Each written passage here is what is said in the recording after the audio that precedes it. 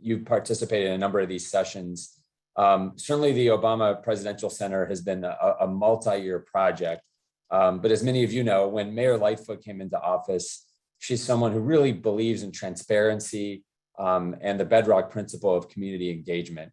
And so she personally got engaged with all of you and all of us at the South Shore Cultural Center to make a commitment to be very transparent and really to engage the community at each major milestone on this journey with the Obama Presidential Center. And so, that started really with a lot of listening about some of the needs of the community, especially as it came to affordable housing. And we made a lot of progress there. And we'll have some updates on that later tonight.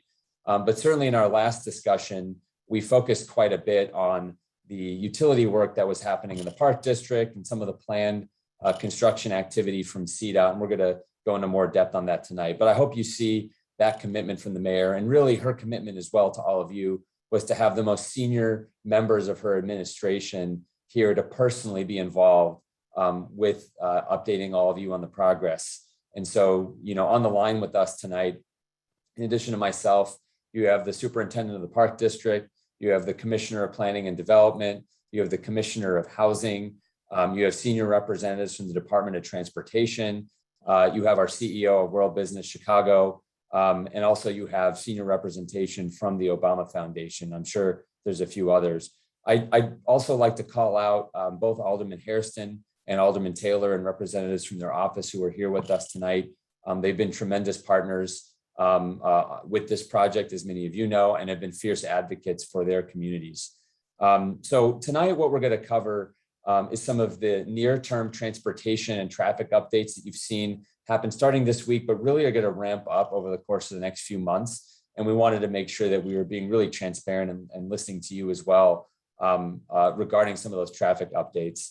The Park District's going to give an update on the utility work that's nearly complete and talk about the track and field, in addition to some exciting news about Washington Park and some planning initiatives for the east end of the Midway Plaisance. Then Commissioner Navarro with the Housing Department is going to give an update with her team on how we're doing with the Woodlawn Housing Preservation Ordinance, which is a major priority for the Lightfoot administration. And then we'll turn it over to the foundation for some updates, and then we have plenty of time for Q&A. So at any time tonight, if you have questions, we have slotted at the end of each department's update time for questions on that segment of material. So as we're going through the presentation, maybe give folks a time to finish up their presentation. But if you want to type your questions into the chat, we can start preparing some of those answers. And there will be time in between each department's presentation, and then certainly at the end for more depth. But again, we just thank you so much for your engagement here. And what I'm going to do now is to turn it over to our colleagues at the Chicago Department of Transportation to start with some updates on traffic. And I believe kicking us off will be Dan Burke and Nate Roseberry from the Department of Transportation. Yeah. Good afternoon, everyone. Pleasure to be here, and thank you for joining us. Just on behalf of Commissioner Biaggi, I'd like to welcome you all and turn it over to our project manager, who's been really integral for the Department of Transportation and delivering our improvements, Nate Roseberry. Nate, you want to take it from here? Yeah, thanks, Dan. Thank you very much for having us here tonight. My name's Nate Roseberry, Assistant Chief Highway Engineer with the Department of Transportation. I provide you an update on the work that CDOT is focused on implementing, but I wanted to pause real quick and note that you have seen a lot of activity in the area, and we're excited to see that's been a lot of pre-work out there. Some of it will be highlighted a bit later by the foundation with the work right around the Midway, but there's also a lot of great work happening by utilities and the Park District, which is really critical to have in place when you'll see some of the more extensive work that CDOT has planned come on a little bit later. So I did want to start off with making sure to ground people with what CDOT is proposing for our transportation improvements. We really have a focus on key roadway improvements to allow for the closure of Cornell from 63rd to Midway, and then also the closure of Midway from Stony Island to Cornell, which you see is in place to date. We're along Stony Island. We'll be improving the roadway, widening it to provide 2 lanes in each direction with a center turn lane and parking on either side. The Midway westbound will be converted to two-way traffic. I think the foundation will be talking a little bit more about that later, but permanently it'll be converted to two-way traffic to allow for that rerouted traffic from Midway eastbound. And we also have a series of improvements in the area of the Midway intersection. So really looking at those signals to better coordinate the signals from 60th up to 59th, and then add new traffic signals, one at 62nd, and replacing the existing all-way stop at 64th with a traffic signal, which will really help with traffic progression on Stony Island.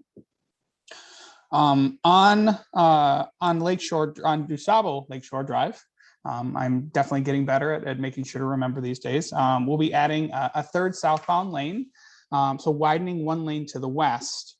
And that will require some reconfigurations at the 57th, Science, and Hayes intersections, and widening of the existing structures, the pedestrian underpasses at 57th, 59th, and 63rd. In addition to that, we'll also be working on Hayes Drive to convert it to 2 lanes in each direction to help with the movement of traffic that currently uses Cornell to now use DuSable Lakeshore Drive to Hayes to connect back to Cornell in the southwest corner of the park. This work will include a new reconfigured intersection at Hayes and DuSable Lakeshore Drive, making it look very similar to the existing intersection at 57th. Traffic signal at Richards, replacing the existing all-way stop, and a newly configured intersection at Cornell and Hayes. All these improvements also include a suite of park improvements as well, with new and connected pathways, 3 new pedestrian underpasses, 2 at Cornell and Hayes, and 1 at Hayes and DuSable Lakeshore Drive, to really help to make sure that people can navigate the park as well, as pedestrians or on bicycles.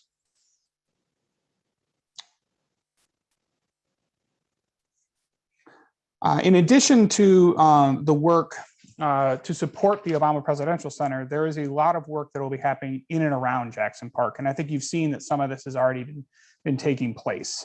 You can see here the light blue lines in the park on DuSable Lakeshore Drive, Hayes, and Stony Island really highlight the work that will support the Obama Presidential Center. But we know that we need to be doing improvements in and around the neighborhoods as well.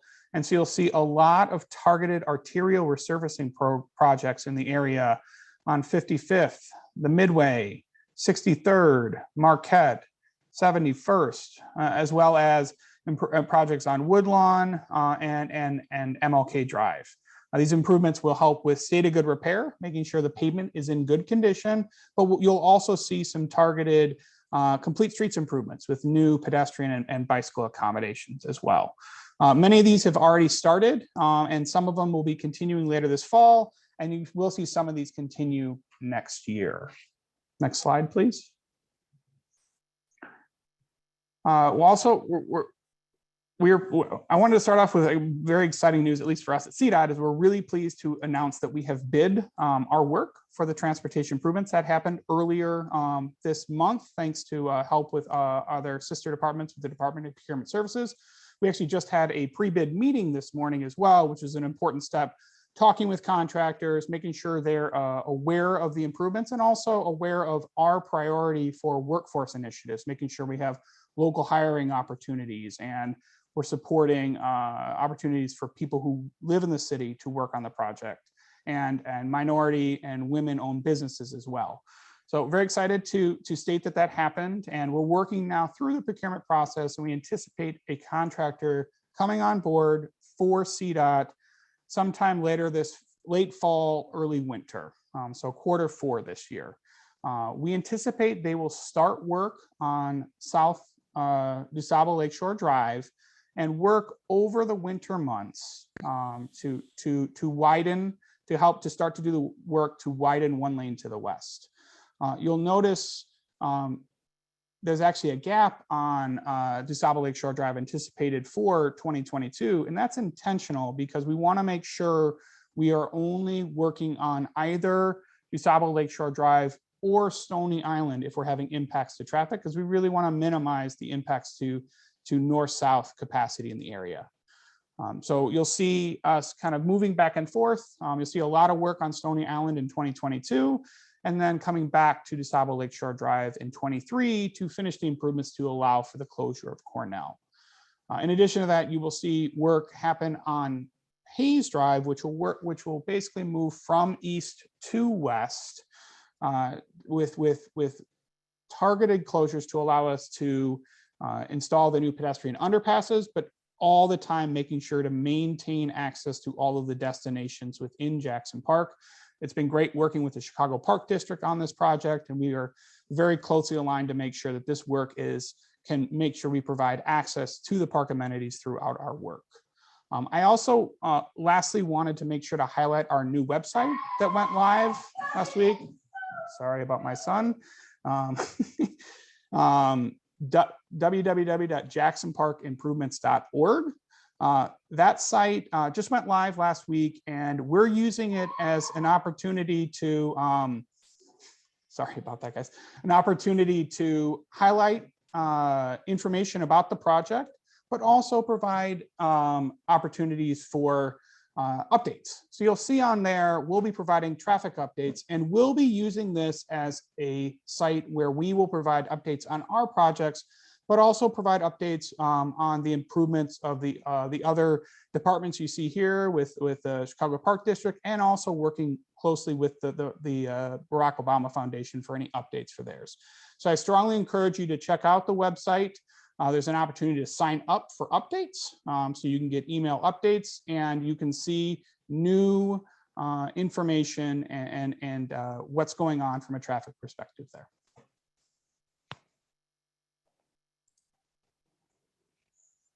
So we had two questions kind of come in during the session, and Byron asked what activities are being planned for Jackson Park during construction.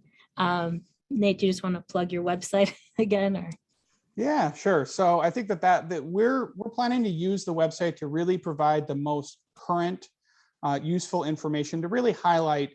Obviously there's a lot of work that will happen with this project, but I think you can use that website, and we're going to develop a series of videos and graphics to help to highlight the overall improvements, but also at each individual stage, how you navigate the park and how you can get where you need to go.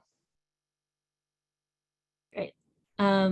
James asked, is there a plan to improve Woodlawn Avenue from the midway to 63rd Street to the south? I can take a look at that. That is it. We have a host of different programs we use for pavement. Some of it depends on the functionality of the roadway. If it's kind of an arterial or a higher, like carries more traffic, we'll typically use our federal program, whereas if it's a local, we'll use menu funds or other sources. We can take a look at that and see what the pavement condition is and see where it fits in the program. Thank you. So another question is, would you know how long the sidewalk on the east side of Stony along Jackson Park will stay open? So it'll depend on what stage of the project we're working on. We'll be looking to make sure we maintain access to destinations at all times. But there may be points while we're working on Stony Island, either with the advanced utility work or our work, where we would need to close it for spots, especially if we're actually widening the roadway, so we'll actually need to move the sidewalk over. I can tell you that our plan is to work on the east side of Stony Island first and install the new sidewalk. So then as soon as those improvements are in place, the sidewalk would remain open for the rest of the construction period. Great, thank you. I think a number of these questions we can wait till we get to the Park District segment of our presentation. There was one question from Russell asking, will Cornell Drive be closed between 67th and 63rd? A great question. So this initial construction package really focuses on improvements from 64th up to 57th. The overall conceptual plans for CDOT do include improvements in the southwest corner of the park. That will be constructed with a separate construction set, which CDOT is starting detailed design on this fall. So I wouldn't anticipate any work happening in the southwest corner of the park with any until 2023 probably. And no closures would happen on Cornell, 67th up to 64th until those improvements are in place. I did notice there's a few questions coming in through the chat. It would be great if you could add them to the Q&A box that's at the bottom of your screen, just so that we can keep better track of those that we're answering and responding to you. So I think, we're going to return to some Q&A in the next section, but it might be a good time to head to the next part of the presentation. So we're turning it over to Commissioner Kelly and his team to talk about parks and open space. And we'll certainly make sure we address some of these questions that are park specific. Yeah, why don't, hey, sorry. It's good to at least see, I can't see you, but I saw a lot of friends and the participants. So, and I saw your questions, Doc. So we'll get to those in a minute. Why don't we start with the construction and the ops side of it? I'll ask Heather Gleason, my Director of Construction Planning and Development, to start, and then we can go through the questions. Heather? Great, thanks, Mike. Good evening, everyone. As Mike mentioned, my name is Heather Gleason. I'm the Director of Planning and Construction for the Chicago Park District. And we do want to give you some updates on what the Park District is doing with respect to construction in Jackson Park. So starting with our utility work, and as Nate mentioned, a lot of this utility work started actually in the spring, because a lot of our utility work is a precursor to all of the other construction projects. So we needed to move an electrical line, water line, and sewer line to get those relocated. And that work has been ongoing through the summer as well, and we anticipate partly into the fall here. The only current park-related roadway closure is actually the northbound curb lane of Cornell and the pedestrian path that's just east of Cornell. So that is a little bit of where our utility work is going. And like I said, we are hoping to wrap that up as quickly as possible so that the other construction projects can continue. Next slide, please. Great, thank you. So one of the other projects that I'm sure many of you are aware of is our new track and field replacement project that is occurring at 63rd and Hayes and Stony at that corner. And if you look on your left, we actually started this project back in 2018. So we're pretty much about 6 weeks away from finishing the whole thing when we were asked to stop construction so that we could complete the federal review, which we agreed to and we did. Once the federal review was completed in the spring of 2021, the next picture that you see with the orange cones, we ended up having to regrade some of the site because it had been sitting for a couple of years. So that took a little bit of time to get ready. And then we also started pouring the curb for the new turf install, which we did in May. Then you can see in this next picture, the artificial turf was put in June, and we added the line markings there. It's kind of hard to see from this angle, but the Bears logo is actually in the middle of the field there. And then the most recent work that we've done is pouring the asphalt for the track and field and getting the sports lighting installed. We did have a little bit of a supply chain issue with the sports lighting that delayed us a couple of weeks. That's been a common theme this year in the construction industry, that there are a lot of supply chain challenges. But now that we've got them in, we are tracking to get this thing moving as quickly as possible. Our next steps on the project are going to be to put in the rubberized track surface, get that poured. It has to cure for a little while, and then we will get the track lines painted. So we're really looking forward to wrapping this project up and welcoming the community back in the fall to use the track and field. Thank you to the Obama Foundation for funding this effort as well. We have been working with them and our programming team to help teams find locations to play games until we get the track and field open. So thank you for your patience. And I think the next slide should pop up. There we go. So we wanted to just give you a quick overview of some of the Jackson Park framework projects that we are also starting.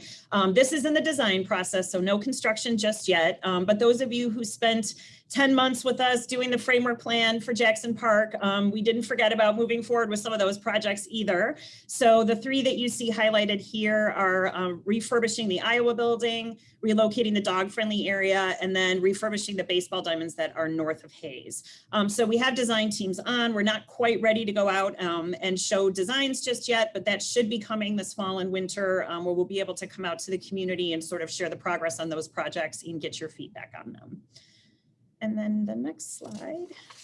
One of the other things we wanted to make sure that we mentioned is that, you know, part of the federal review process was several mitigation measures. So we had a whole packet of things that needed to be done as part of the agreement with all the consulting parties on federal review.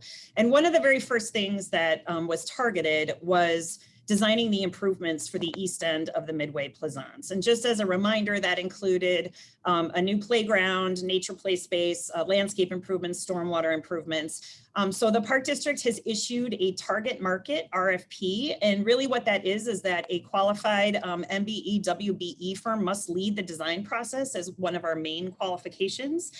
So once a designer is hired, again, we'll come back out and talk with the community about designs for this project. We need to get a lot of input from you to see kind of how this space eventually develops. And our RFPs are due towards the end of this month. And then another exciting piece of federal mitigation that we'll be doing later in the year is also an interpretive program. That was something that was requested by many consulting parties for Jackson Park. And that's really going to be looking at the historic legacy of Jackson Park. How do we interpret it now that all these changes are coming? And we will be working on that design process, looking to kick that off by year's end. And then next slide. So this is the biggest, most exciting part of the presentation tonight for the Park District anyway. I think we've talked to a lot of different groups about the need to update the Washington Park Framework Plan, much like the old Jackson Park and South Shore plans. We, hadn't updated that since the 90s. So Washington Park is next. We're really excited to get this kicked off. And so we will be issuing another target market RFP for the Washington Park Framework Plan process for planning and design this winter. And we will look forward to working with the community on exciting plans for Washington Park into 2022. So more to come on that. And I believe with that, I can take your questions. You know what, let me just piggyback on that, Heather, as well. The Washington Park Framework Plan is really exciting. It's a really good opportunity. And for me, it stems from, and I know everyone on here knows the park very well. It stems from everything from curb and gutter work to Perry and the DuSable Museum, to the Armory, to the ball fields, bringing innovation in. How do we deal with water? How do we keep water out of people's basements and use the park to our advantage to maintain or to manage water? Obviously, Fieldhouse could always use work. So it really is exciting. And, years ago, we worked with the Civic Consulting Alliance, Global Economics Group, and Roland Berger. And we specifically targeted the value of every park and how it affected the value of the property values around there. And it goes without saying that if you live within 2 blocks of any park in Chicago, your property value is at least 1.5% higher, at the very least. So this framework plan is not only going to be very park centric in what's going on in the park, but there's also going to be a piece that we talk about is how it affects the surrounding neighborhood. And I don't know, Commissioner, if you want to say a few words, but Commissioner Cox obviously could speak to the planning and development side of what's going on around the park in a framework. Sure. Thank you, Commissioner Kelly, and good evening, everyone. It's good to receive this update. I would just reinforce that generally these efforts to look comprehensively at a geography start with the park, which is central. We know that there are key parcels along West Garfield and MLK and beyond that create the gateway opportunity. And so they are on our radar, and the hope is to have a coordination with the park study so that we can reap the benefit of future development as a result of the improvements that will come from the park study.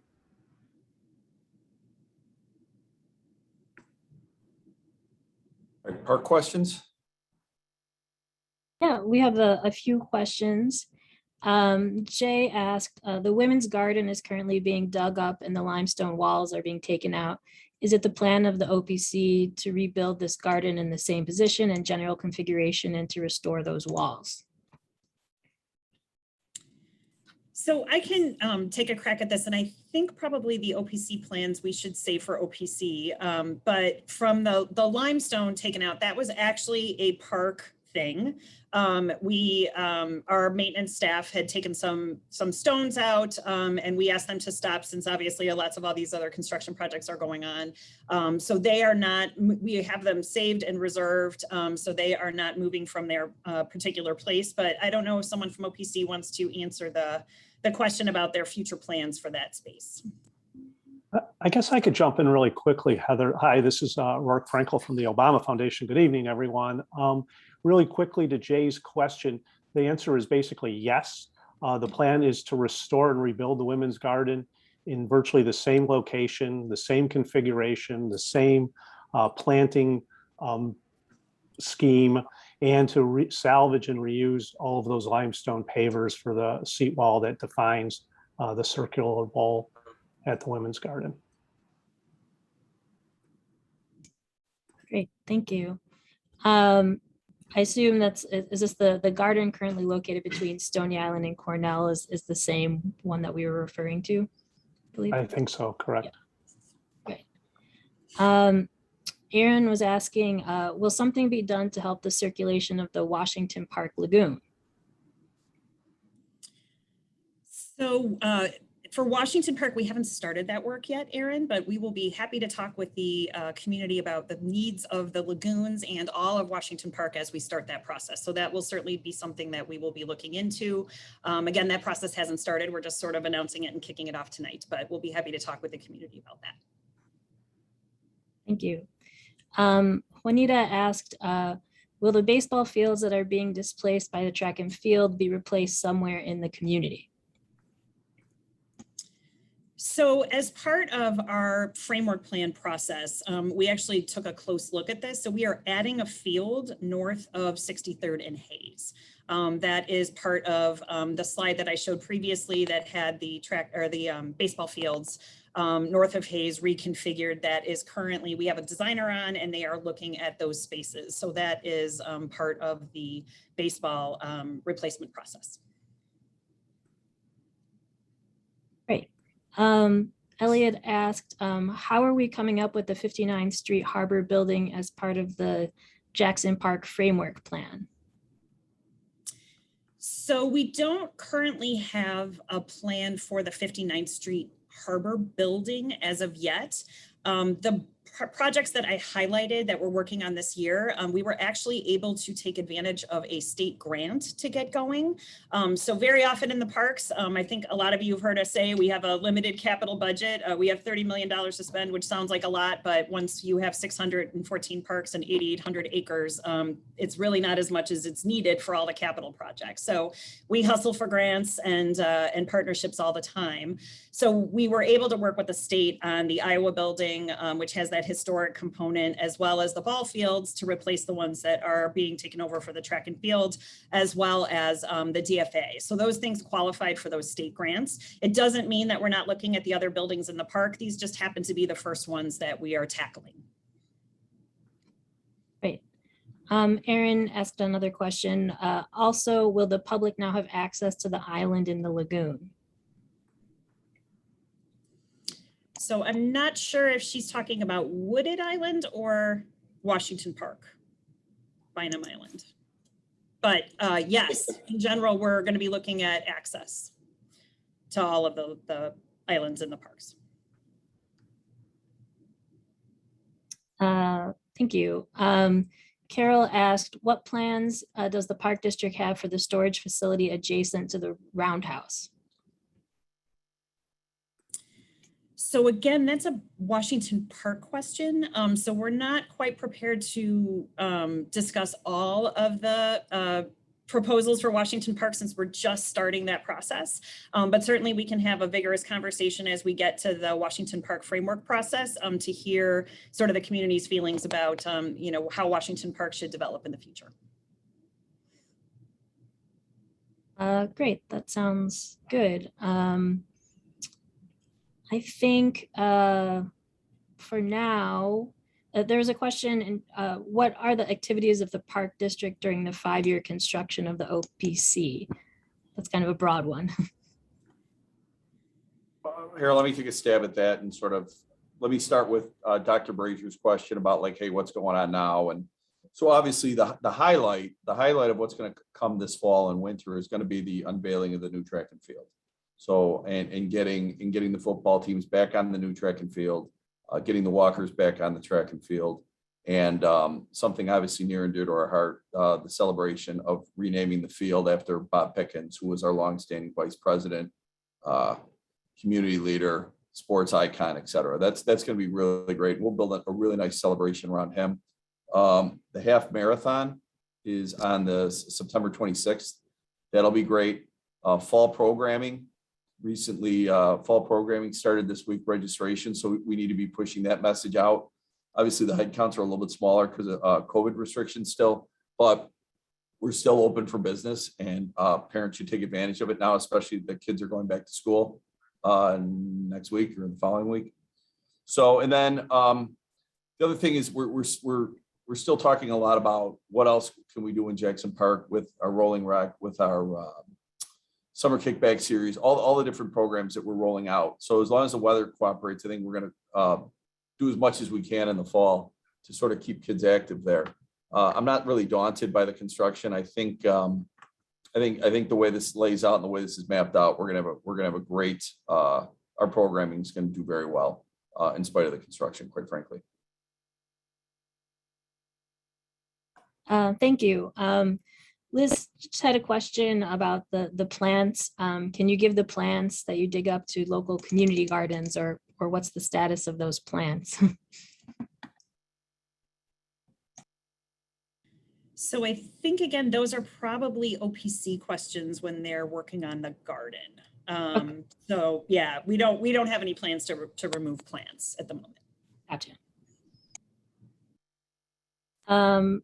And I think Wendy had kind of another broader question about the Washington Park plan. Do we just want to talk about the timeline for that in terms of when that engagement will get started? Sure, I can share as much as I know at this point. So what our plan is right now is to solicit a public request for proposals. Again, we're looking at doing this target market concept, which means that a qualified minority-owned business, a women-owned business would need to lead the project, and we would put that out likely this winter before the end of the year, we're hoping. And then we'll have designers solicit to be part of that process. Once we get a design team on board and we've started to think about how we'll start having public meetings, I would anticipate that we'll probably start the public process in early 2022. So it'll still be a few months before, while we get organized and get some of those things in place. But that's what I would anticipate, is that we'd start having robust conversations next year. Thank you. I think as of now, we have covered most of the questions that have come in for the park district. So I think we should move on to the next segment. I think Commissioner Novara had to step away for a minute, but I know we've got Aaron here who's leading the Woodlawn Housing Preservation Ordinance. So we'll turn it over to him. Hello all. Nice chatting with you all today. Commissioner Barr was on earlier and she had to step away. So so first I'll give an overview of what the goals are of the Woodlawn Housing Preservation Ordinance. First goal was to create new and for sale, rental and for sale housing opportunities that are affordable to a wide variety of household ranges.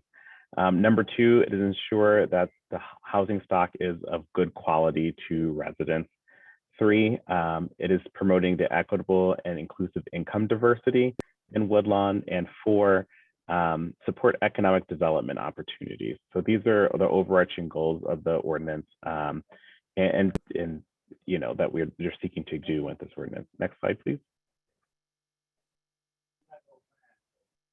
So this is just an overview of a map here. It really is just highlighting that to qualify for the Woodlawn Housing Preservation Ordinance, you have to live within the side of the community area of Woodlawn, which is this blue outlined box around here.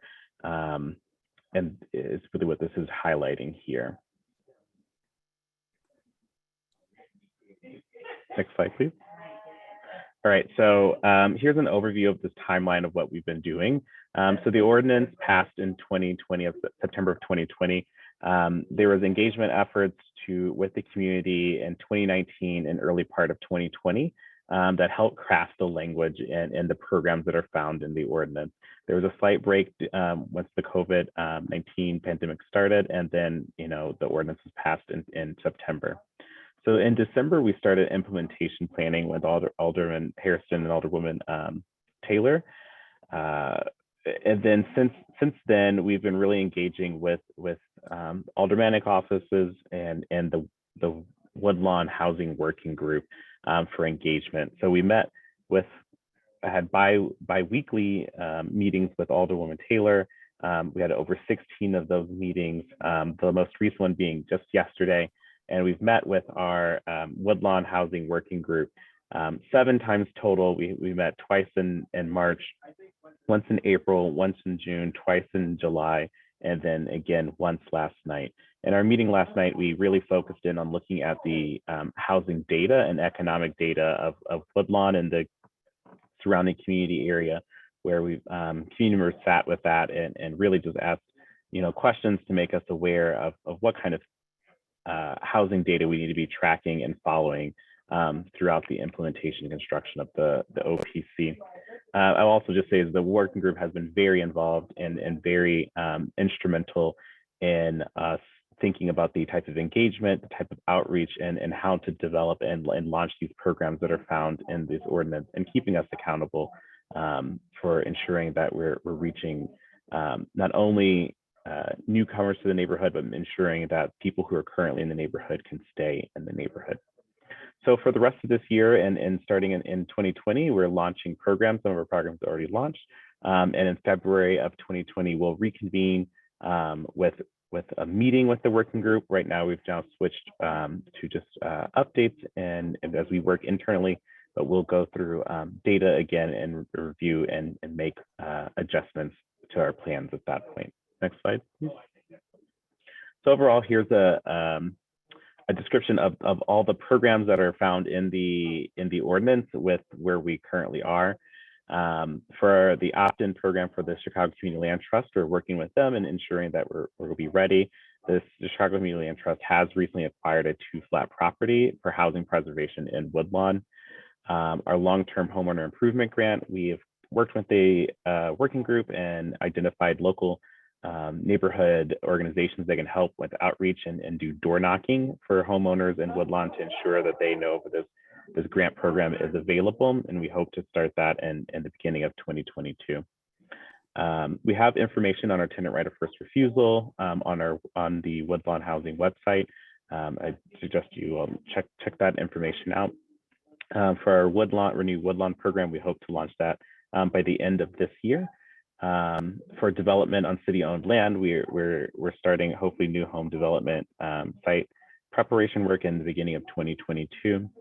And then our Woodlawn Loan Fund started in April of this year. We've had already one program close, one property close on that, which is between 9 to 12 units. And it'll provide half those units will be affordable as families, 2 families at 80% area median income. And we also have several other developers who are interested in taking part of this loan fund, which is a low interest loan fund for construction loan for new development and rehab work that people can take advantage of to provide affordable housing opportunities in Woodlawn. So here's just an overview and with the status of where we are. Again, we've been working closely with the alderman's office in the area and with the working group to ensure that we had deep community engagement to ensure that these programs are going to be most beneficial to the people who are there and the diverse income ranges that are moving into the neighborhood.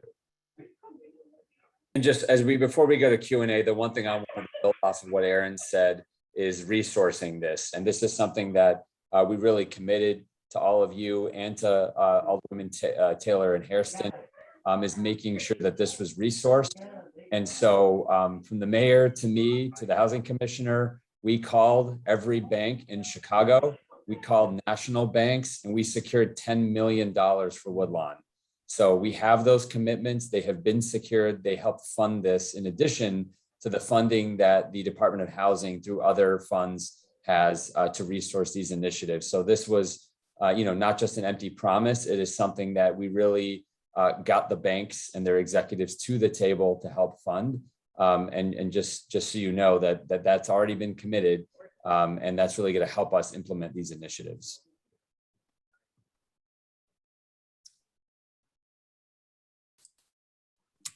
Great. I think we're ready for a few questions here. Savannah asked, Aaron, could you go over the key shown in the map denoting different uses and or visions and elaborate on each of them? Sure. Yeah, I mean, essentially, if it's a colored lot there, that really is just identifying that there are vacant properties for all the colors boxes you see on the map. For some of them, if they're blue ones, those are closed CPS schools. And then some places like along the corridors and in certain areas, it may make sense to have a visioning process overall about what goes on to those areas.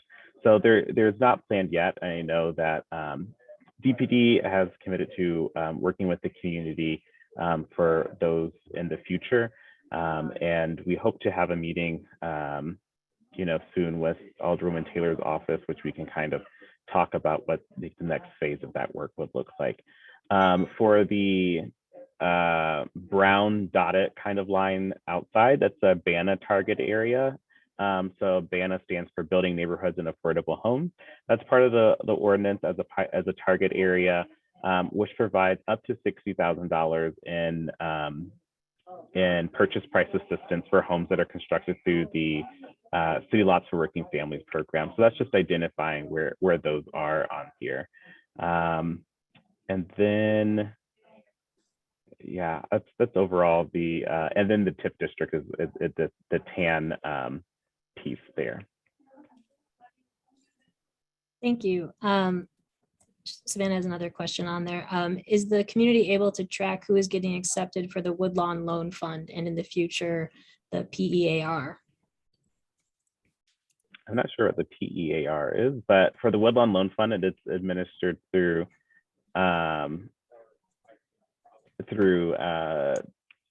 the Chicago Investment Corporation. And so they're the ones who are handling all the applications and taking in that and doing their underwriting process as normal. So they do provide reports to us. And so we will be able to share, like how many people have been taking part in that, what the units are created through that process. Savannah just clarified. Oh, okay. It's the PEAR program. Yeah. Yes. And that's handled through our multifamily finance division for those applications, and we'll have to go through our underwriting processes as well. But we will be able to share in our reporting meeting in February, how many people have participated in the number of units and to what, what's moving forward in those programs. I'll also say all of our meetings are recorded and put on that Woodlawn website. And so you can go back and view all of our meetings. Great. There's a question from Carol. Are single family home owners, condo owners, and condo associations eligible for funding from the Woodlawn Loan Fund? The Woodlawn Loan Fund is directed for developers. So multifamily developers for units and more. So not necessarily for individuals. For individuals though, condo owners or attached or detached single family homeowners, the Woodlawn long-term home improvement grant program will probably be the more ideal program for them, which provides up to $20,000 in grants for repair work to their home.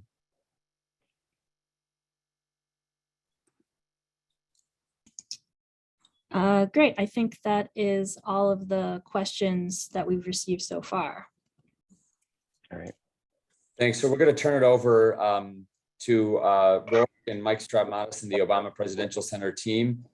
Just by way of update, as of Friday, the use agreement between the city and the Obama Foundation was signed. And so what that really means is that the transfer of the kind of site control officially has happened, which is a major milestone. And so now we'll be including the Obama Presidential Center team in these updates because now they officially are moving forward as of this week.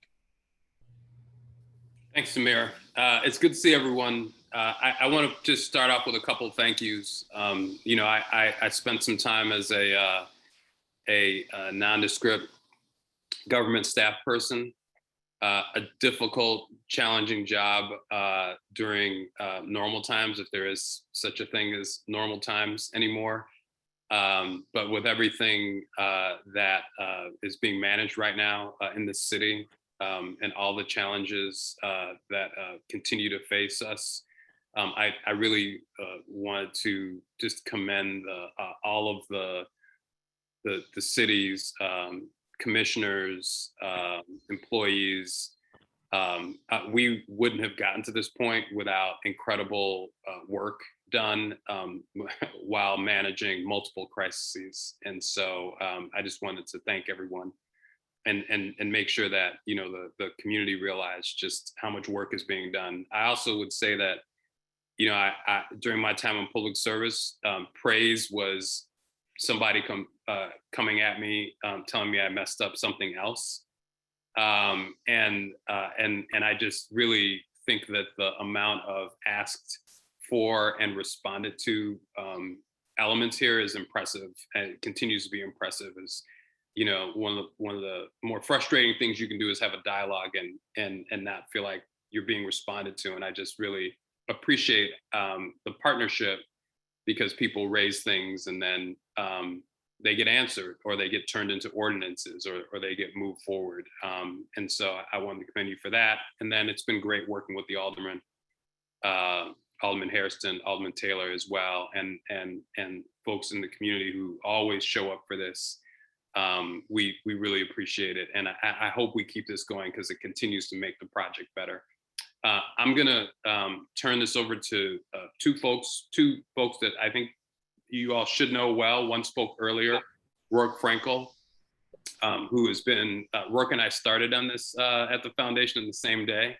And I feel like now, Rourke, we're finally getting a chance to do what we thought we were gonna do when we took this role. And then Tammy Davis, who was an advisor to the foundation when we created our workforce development and construction business diversity strategy, who now has agreed to come into the foundation to help us execute on it. So Rourke, let me turn it over to you first. Thanks so much, Mike. And I can only echo Mike's thanks and appreciation to everyone on the call, on both sides of the call. It's been an incredible partnership with the city, CDOT, and the Park District to get us to this point. And now it is a time to celebrate. We have started construction on the Obama Presidential Center this past Monday. We're extremely excited about it, but there are some immediate impacts to the community as a result of that construction. And so what I wanted to do is sort of clearly communicate what some of those are and take questions about, not just the immediate, but any mid and sort of long-term construction questions you have about the project. If we could just look at the next slide, please. So earlier in the call, Nate and Dan from CDOT talked about the long-term major investment and road improvement projects in and around Jackson Park. You may recall from that description and timeline, it's roughly a 2-year set of projects. In the interim, the foundation is also making some traffic modifications in and around our site to facilitate, the construction of the OPC.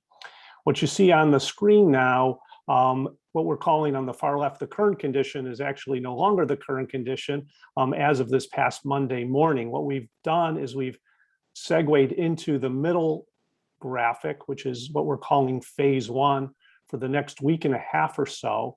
And the traffic modifications the foundation are making are really twofold. One of them is the narrowing of Cornell from 6 lanes to 4 lanes. So there will be 2 lanes in each direction on Cornell. Heather talked a little bit earlier that at the moment, until the Park District finishes their utility relocation work, that's a little further strained, that there's only 1 northbound lane open on Cornell, but that is also a very short-term situation. But for the next couple of years, until CDOT finishes their major projects, Cornell will be restricted to 4 lanes, 2 in both directions. The other major traffic diversion that the foundation has implemented is we have closed South Midway Plaisance east of Stony Island. That 1 block you can see, and I don't know if someone else can move a cursor onto it, but with the little X's, the block of South Midway Plaisance east of Stony Island, between Stony Island and Cornell. Thank you. So for the next week and a half or so, riders going eastbound on South Midway who probably want to get north are not going to any longer be allowed to continue connect directly up to Cornell. They will be forced to take a left or go northbound on Stony Island all the way up to 57th, where they will then turn right or go east, pick up Cornell up to DeSable Lakeshore Drive. By September 2nd or even earlier, because we are making good progress on this, we are going to implement a temporary diversion up to North Midway Plaisance. And you heard Nate talk earlier about the long-term plans of making that a 2-way roadway. We are going to hasten that in a temporary fashion. We are also going to create a 2-way condition on North Midway Plaisance so that, by Labor Day and hopefully a little bit sooner, riders will come eastbound on South Midway, take a left or go north on Stony Island, and then take another right and go east on North Midway Plaisance. There will be a new traffic signal at the intersection of North Midway Plaisance and Cornell, and that will allow drivers to, in a controlled manner, continue up north on Cornell, pick up 57th up to DeSable Drive. So that is that. I'm going to hand it to my colleague, Tammy Davis, who's going to talk a little bit about our workforce initiatives. And then I'll come back at the Q&A for any traffic or construction related questions. Thank you so much, Rourke, and thank you, Straught. Good evening, and thank you everyone for this opportunity to provide this information and this update. We are not only on the road to breaking ground, but we are on the road to breaking barriers. And that will be realized through our supplier and our workforce diversity goals. Here on the screen, you have highlighted where we are looking to ensure that 50% of the construction contracts are awarded to diverse vendors.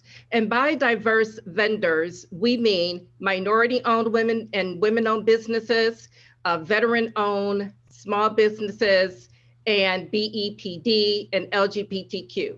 So we are covering the gamut when we discuss diverse vendors. When we talk about the workforce side, we are looking to ensure that 50% of the on-site construction hours are performed by City of Chicago residents. And we want to specifically highlight that 35% of those workforce hours will come from the underserved communities of the South and West sides.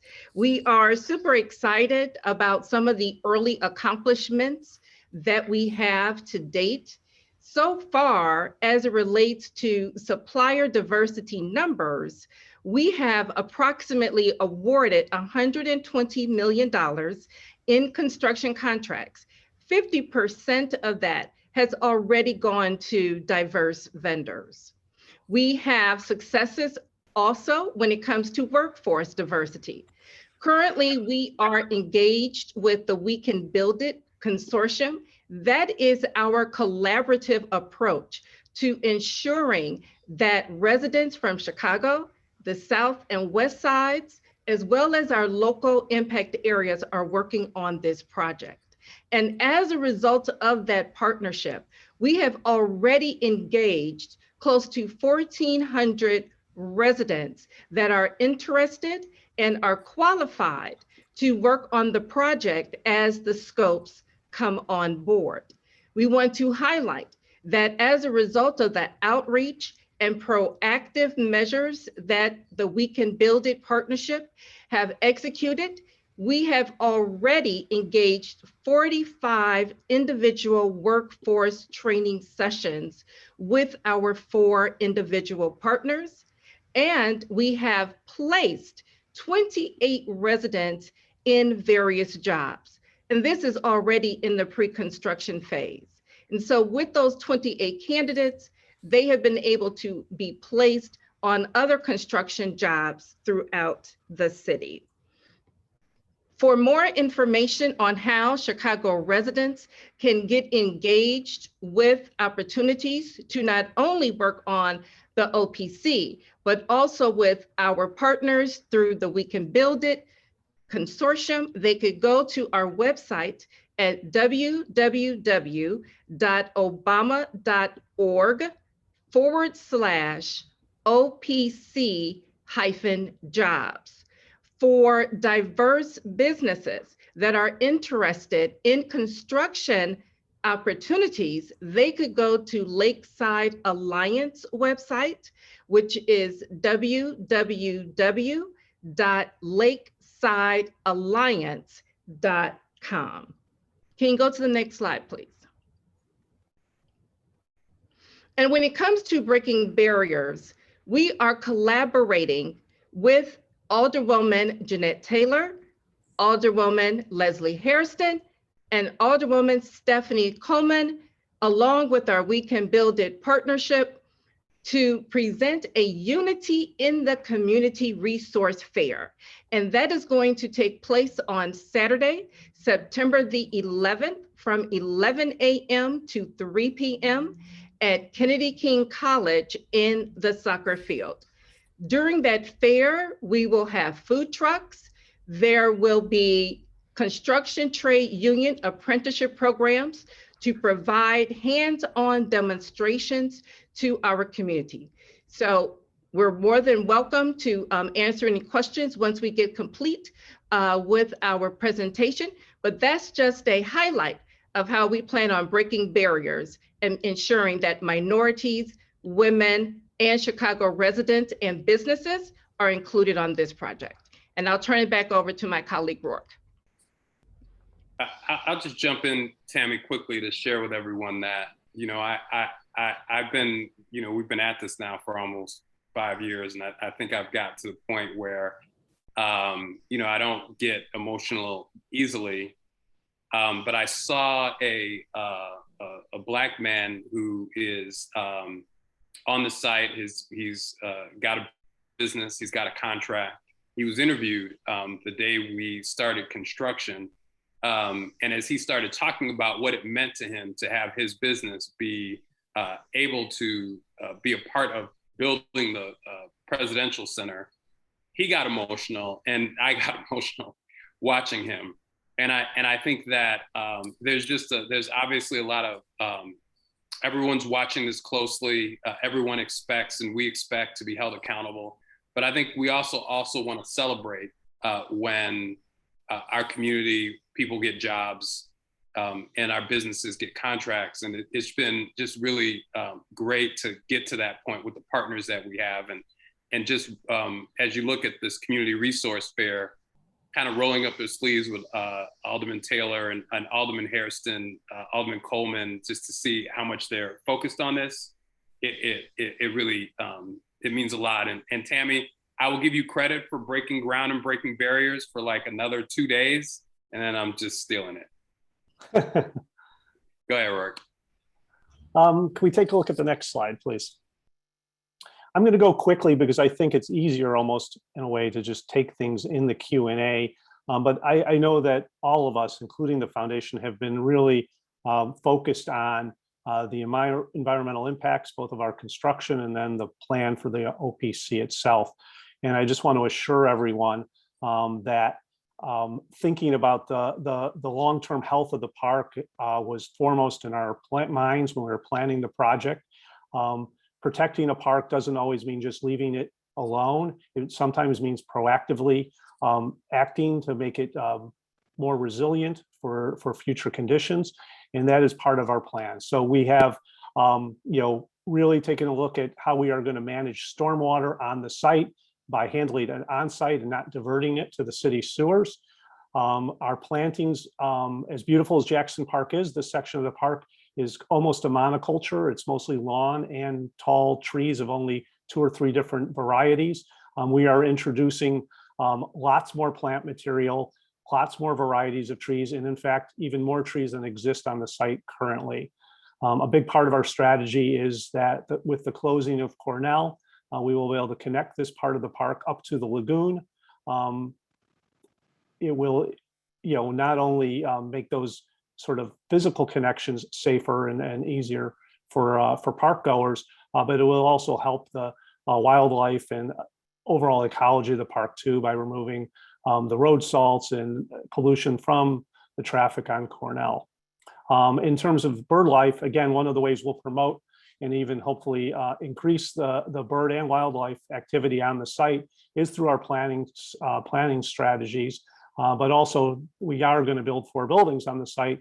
We've been very careful and intentional about the night lighting strategy for those buildings and to comply with sort of international dark sky standards to preserve migration patterns and bird health. Next, please. Oh, that's it. Well, then I get the honor of thanking you all for joining us and for supporting us on this long journey.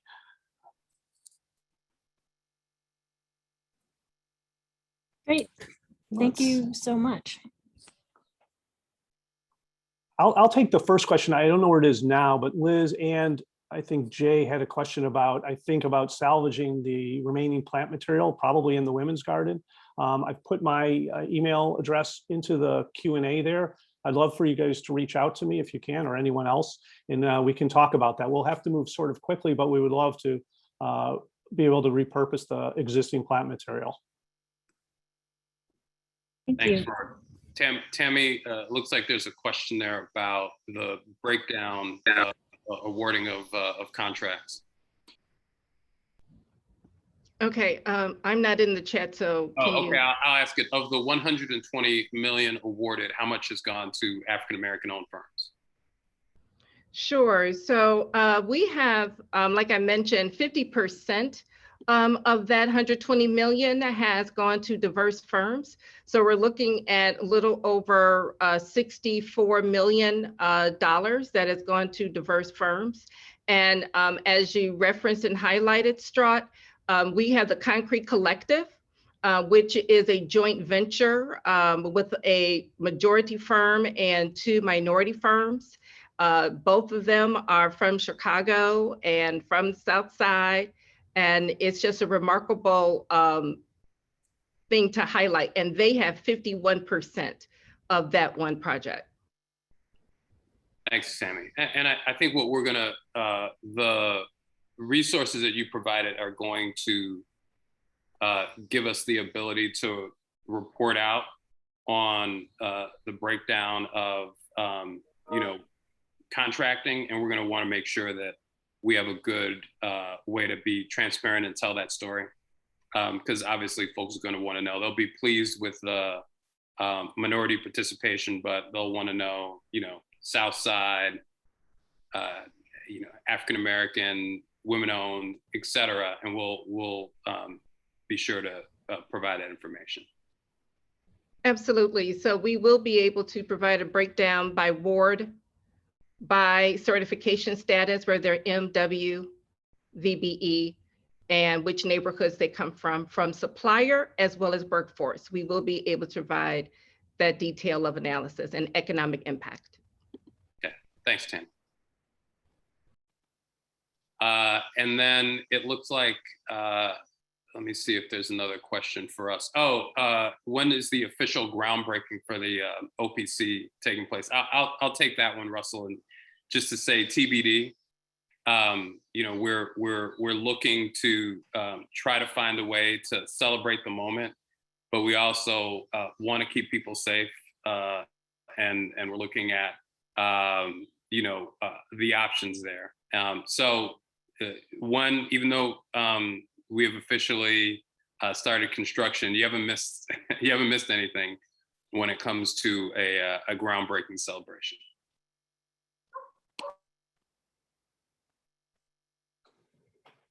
It looks like the last question we have in the chat, I'm not sure, Rourke, if this is for you or Nate. It says, what are the main traffic routes designated for the construction of the OPC? I will take that.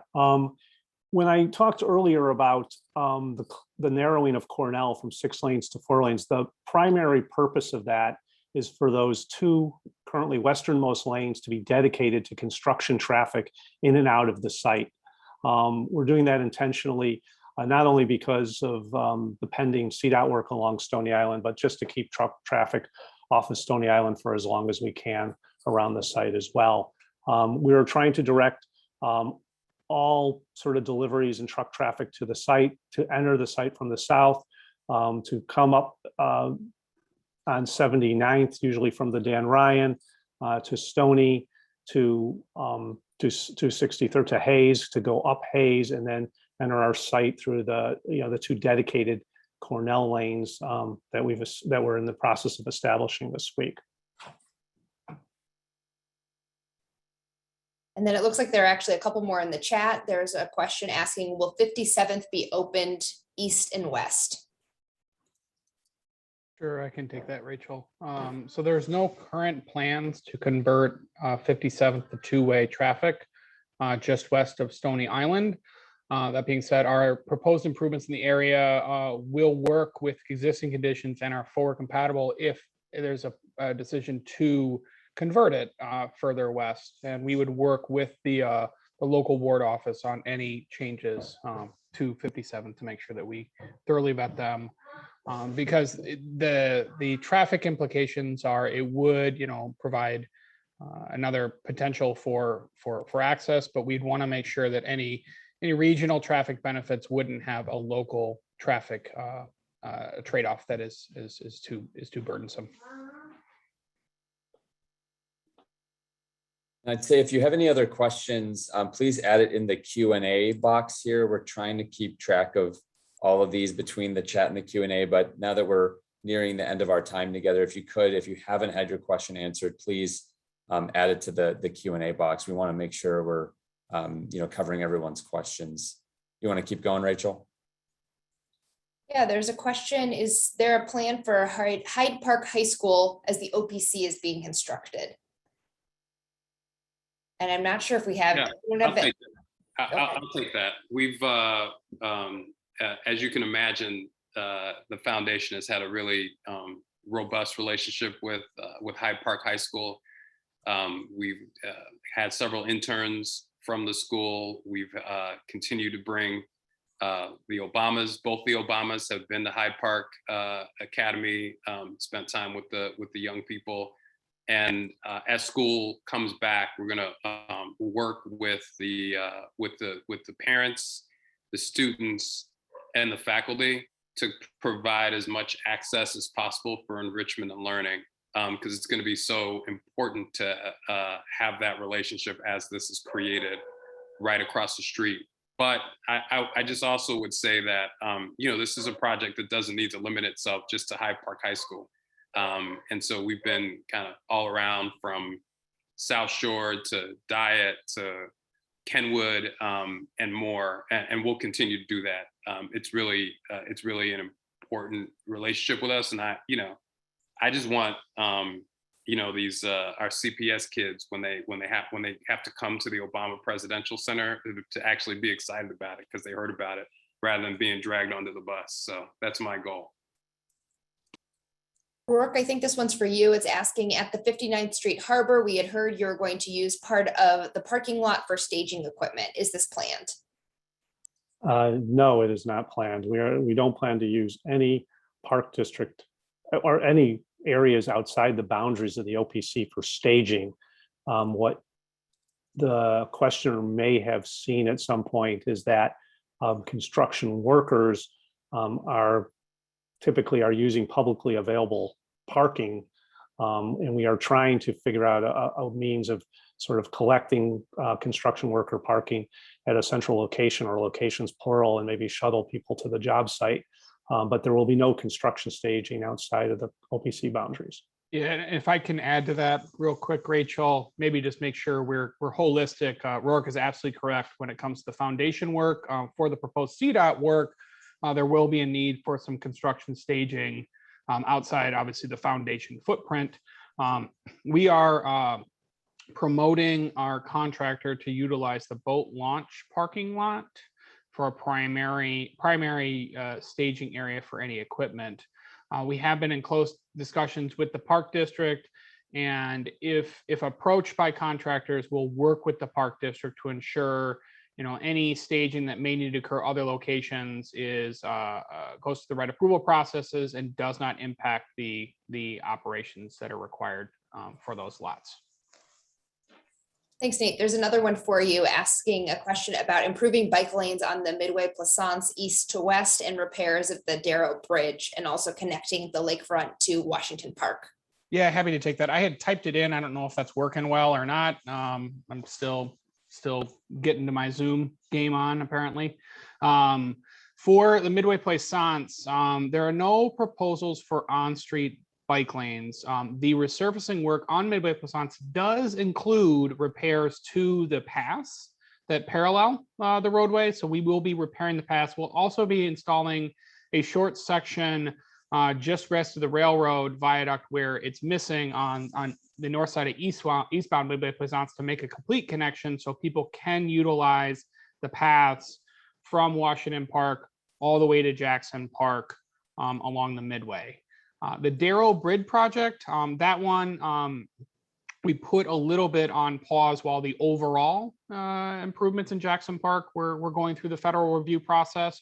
With that federal review process complete, we've re-engaged the Darrow project. We've been working through, we're aiming to finish the phase one or the conceptual and federal review, and then we're hoping to get into detail design very soon on that.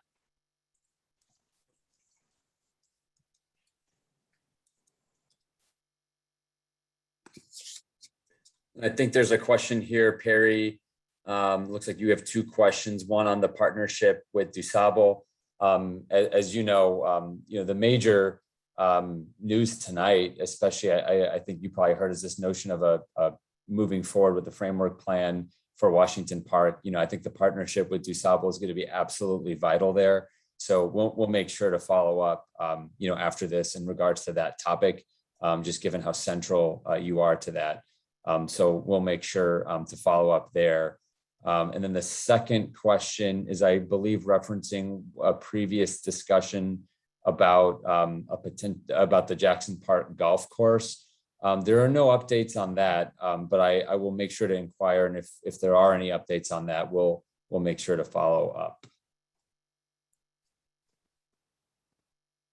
And then Donna, on your question, in terms of engaging the Washington Park community, we will make sure to lay out the plans, especially as we move forward with the framework plan. The community engagement is going to be the central aspect of that plan. And I don't know if Heather or anyone else from the Park District wants to comment on just the kind of resident input as it pertains to that park framework plan.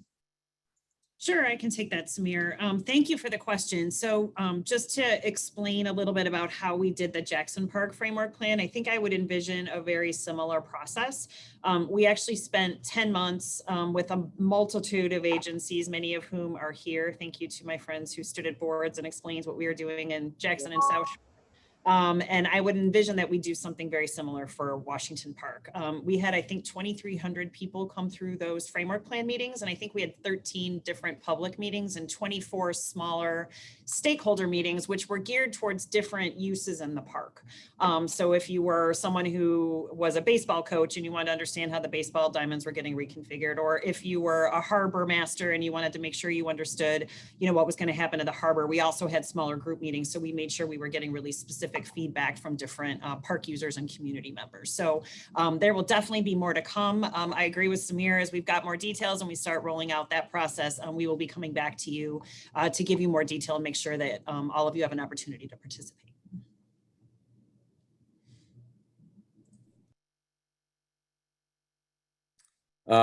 Okay, so it looks like there's a question about noise and that being an issue east of Cottage on 63rd Street and truck traffic. Can that be routed to the Midway? I don't know, Nate, if you want to address at least the routing question there. Yeah. So I appreciate the the comment. We know that with the quantity of construction that will be occurring, we will need trucks getting to and from the site. There will be a lot of preference given to Stony Island as much as possible, but there will be some times where it does need to go east-west. Midway Plaisance does restrict trucks from their roadways, so it's really not possible to move the trucks to Midway. But I think we'll talk with the construction activities and make sure that we're consistent with the hours of operation to make sure that they're occurring only during the hours when construction should be occurring, and try to encourage as much to use Stony Island. And then the final question here, again, if anyone has any other questions, please put them in the Q&A box right now from Marcus. I believe this was answered in the OPC presentation, but maybe you could give just a quick executive summary. What's the commitment to local hiring and contracting opportunities for the communities around the OPC? Tammy, Sure. Yeah, go ahead. Yeah, sure, I can take that. So in terms of workforce opportunities, we're partnering with the We Can Build It consortium, which is comprised of 4 organizations: Chicago Women in Trades, Revolution Workshop, St. Paul Community Development Ministries, and Hire 360. And so individuals that are interested in working for any of the contractors on site, we ask that they go to the website at obama.org/OPC-jobs to submit your information. We are collecting whether or not you are existing as an apprentice or a journey person. And then the partnership can then collaborate with contractors, either as they're coming on site or identify opportunities with other projects that they are partnering with throughout the city. Again, we are very focused to make sure that our goal of 50% Chicago residents is realized, 35% coming from the south and west sides, and 10% coming from our local impact area. But the best way is to go to that website for right now and register. When it comes to supplier diversity and contracting opportunities, you can see a full list of the bid packages that are going out, and you could go into lakesidealliance.com. They have listed all the upcoming projected bid packages, and the best way is to complete their vendor opportunities form to make sure that you are connected. You can also email me directly. If either of those don't work, you're not getting a response, or you just need some more in-depth information of connecting with Lakeside Alliance, or We Can Build It, you can email me at tdavis@obama.org, and we'll make sure you get the information, or individuals that need to get that information for you. Thank you. Thanks. And it looks like our last questions for the Park District, over to Heather and Mike, in terms of the timing for the planning of the space for the Midway Plaisance and the replacement over there. I know you had mentioned kind of some of the process there, but could you specify again the time frame for that planning process? Sure, we'd be happy to do that. So right now for the Midway Plaisance, we have a request for proposals for a target market MBE WBE firm to lead our design process on that. We anticipate that we'll be doing interviews, probably coming through September, likely to get to our board sometime in October, November. So after that, we will start doing community process and talking a little bit more about how we're going to roll this out. But we wanted to make sure that we got a diverse design team on to help us lead that process.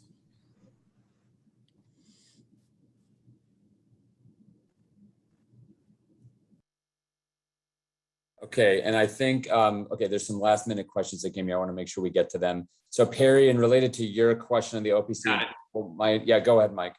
Yeah, so now that we are, we have the opportunity to plan design, plan educational programs, and work on tourism opportunities. I think doing that in concert with, and I know you wanted to have it separate with the OPC, but I think we're gonna want to make sure that any partnership that we create, any plans that we create is also within the context of the Washington Park Framework Plan, because I want to make sure that it fulfills the promise that we made that the OPC would benefit more than just Jackson Park and Woodlawn, that it would stretch to Washington Park. And so we're going to want to do it in concert with that. And Perry, I just sent you a meeting request with our leadership so that we can sit down and talk about it. Thanks, Mike. I think there's a comment here about truck traffic on 63rd. So both the foundation and our team managing the site work, we'll make sure to take note of that. Knowing that we're about out of time here, I just want to say thank you on behalf of Mayor Lightfoot for everyone for attending this session. These have been incredibly productive. We're going to continue to have these at least on a quarterly basis, if not more frequently when there are milestones to share. I want to also thank Alderman Hairston and Taylor, who have representatives on the line, for being here. I want to thank all the commissioners and the city team and the foundation team for being here. But most importantly, Mayor, I do not have a representative on the line. I am actually on the line and have been on the line. Great. Thank you so much, Alderman Hairston. Always a pleasure to see you. But we want to thank all of you. This is taking time out of your day to be here, and the attendance was, very, very good for all the organizations. So we'll make sure to keep up this cadence, and we hope that the next time we're seeing each other will not be on the screen, but actually in person. But in the meantime, should you have any issues or questions, you know where to reach us. And I hope you all have a great evening. Thanks, everybody.